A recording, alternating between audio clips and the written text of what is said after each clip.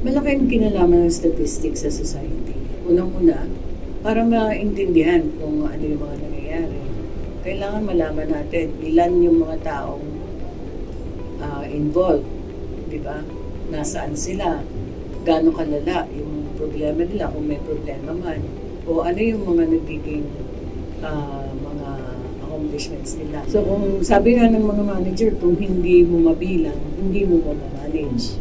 Pag sinabi mo statistics, parang hindi nila ramdam. Pero ngayon, lahat pag sinabi mo statistics, naintindihan na nila. Yung integrity ng statistical system na pag sinabi natin ganito ang datos, ganito ang inflation rate, ganito ang growth rate, naniniwala ang mga tao. Yun, napakalaking accomplishment. Hindi kailangan sa classroom.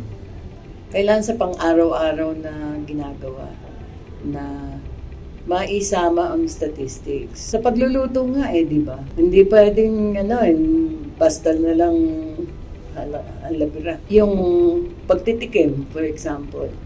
Isang example yan ng sampling.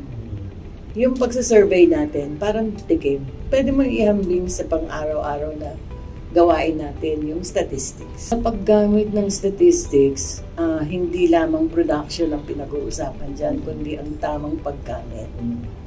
Kailangan yung mga gumagamit ng statistics ay pinag-aaralan din kung ano ba itong ibig sabihin itong unemployment rate na to, kung ano man statistics ang lumalabas, para pag gagamitin na nila, tama yung paggamit nila.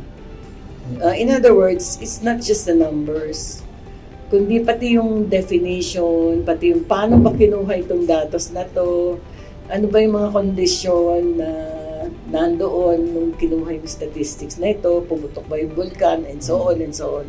So, kailangan aralin din nila yun. Isang buwan nating sineselebrate ang statistics. I think tayo lang ang bansa sa buong mundo na merong National Statistics Month. At saka lahat ng tao kasama sa pagse-celebrate. Hindi lamang sa national, kundi pati sa local, pati mga estudyante. Maraming mga pangyayari na talagang nakatatak sa National Statistics Month. Pero yung makita mo na nagtutulungan pag National Statistics Month, parang nagkabuo lahat. Nagtutulong-tulong lahat para ihandog sa mga tao kung ano yung statistics. Diba?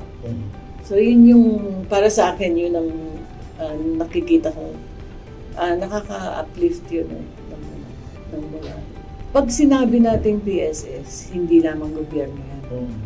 Kundi pati mga non-government, pati business, pati eskwela, pati pagkaraniwang mamamayan. Yun yung yun ang essence ng NSN. Na magkaisa tayo na para makita kung anong kahalagahan ng statistics.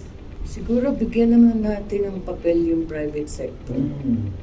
No? Bigyan natin siya mas malaking papel sa NSN. Kung pwede ma-draw in natin sila. Para sila naman ang magmalaki kung ano ang gamit nila sa statistics. Kasi marami rin silang pinaggagamitan. At marami rin silang datos na pwedeng maihandog sa society. Magpakatotoo lang. Yan lang. Pakita nila yung integrity ng sistema. Paano natin mapapakita yung integrity? Pag tinanong tayo, paano lumabas yung datos na yan? Meron tayong sinasabing metadata, definition, meron din tayong methodology. Yan lang ang sa paggamit nito. Maipakita natin sa mga tao kung ano yung, paano natin produce yung statistics. Maintindihan naman nila. I hope, no.